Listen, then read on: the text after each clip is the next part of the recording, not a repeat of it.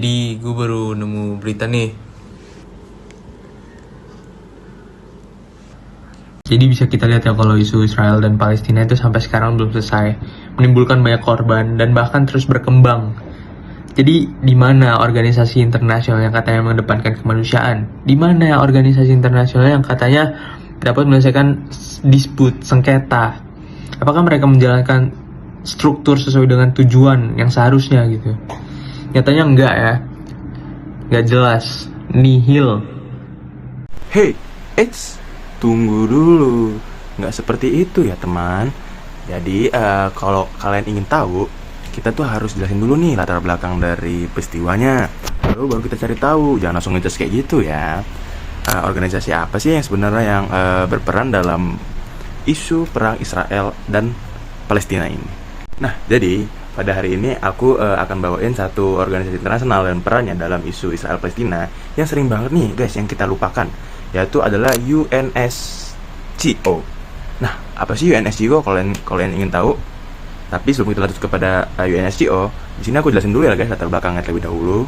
Jadi latar belakang konflik ini memang bermula sudah sejak lama banget. Lebih kurangnya dari 1 abad, yang dimulai dari akhir 1800-an saat gerakan Zionisme ini mendorong migrasi Yahudi ke Palestina yang saat itu mayoritasnya dihuni oleh orang Arab.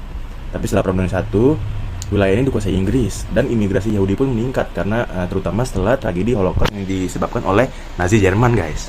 Nah, lalu tahun 1947 PBB ini mengusulkan pembagian wilayah menjadi 56% Yahudi dan 24% untuk Arab.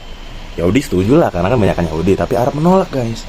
Nah, ketika Israel memproklamasikan kemerdekaannya, terutama pada tahun 1948, perang pun pecah guys. Apa aja sih peran-peran organisasi internasional yang katanya membantu isu kemanusiaan? Ada satu nih guys. Ayo kita kenalan dengan UNSCO yang udah aku jelasin di awal tadi. Jadi UNSCO itu adalah United Nations Special Coordinator for the Middle East Peace Process. Nah, lembaganya dibentuk tahun 1997 setelah perjanjian Oslo. Tugasnya tentunya yaitu seperti namanya menjadi wakil resmi Sekjen PBB untuk urusan perdamaian khususnya Israel Palestina. Bang, contoh konkretnya apa sih bang dari UNSCO ini? Kan cuma ngomong-ngomong doang tadi. Nah, ini guys, kalian bisa cari tahu. Contoh konkretnya itu adalah sejak konflik Oktober 2023, UNSCO ini aktif memediasi jeda kemanusiaan, bantuan evakuasi warga, dan koordinasi distribusi bantuan bersama WHO, UNRWA, dan WFP. Nah, mereka juga ini menekan diplomasi tinggi agar penyeberangan Rafah bisa dibuka untuk konvoi kemanusiaan yang sebelumnya diboikot ditutup oleh Israel. Tapi guys, lebih dari itu, UNSCO juga ikut dalam pemetaan kerusakan infrastruktur yang untuk data dan membantu menggaji pegawai publik Palestina yang terdampak karena perang ini, terdampak karena pemotongan dana. Ternyata kalau kita lihat dari kacamata HI, UNSCO ini sangat sekali erat dengan liberal institusionalisme. Nah, apa sih? Karena organisasi seperti UNSCO ini sangat penting untuk membangun kemanusiaan dengan hubungan-hubungan. Nah, jadi teori ini bilang kalau meskipun dunia ini tanpa otoritas global, itu anarkis, kerjasama ini bisa tetap terjadi asal ada institusi yang menjembataninya, seperti yang dilakukan oleh UNSCO tadi guys, yang aku jelasin di awal tadi. Nah, ditambah lagi pernyataan yang sangat memvalidasi, yaitu dari Robert Cohen. Institusi seperti PBB berfungsi mengurangi ketidakpastian dan membangun kepercayaan. Dan itulah yang dilakukan oleh UNSCO. Meskipun mereka tidak mempunyai kekuatan militer, mereka menjaga jalur komunikasi tetap terbuka dan mengordinasi puluhan lembaga bantuan di lapangan. Guys, tapi kalau aku boleh jujur, memang peran UNSCO ini saat dipikir penting banget ya. Tapi sejauh ini rasanya masih sangat terbatas nggak sih peran mereka? Mereka ini cuma seperti penonton yang cuma bawa dokumen, bukan aktor yang memang benar-benar bisa mengubah keadaan lebih lanjut. Jadi menurut aku ya guys, apa sih yang harus dilakukan SCO nih?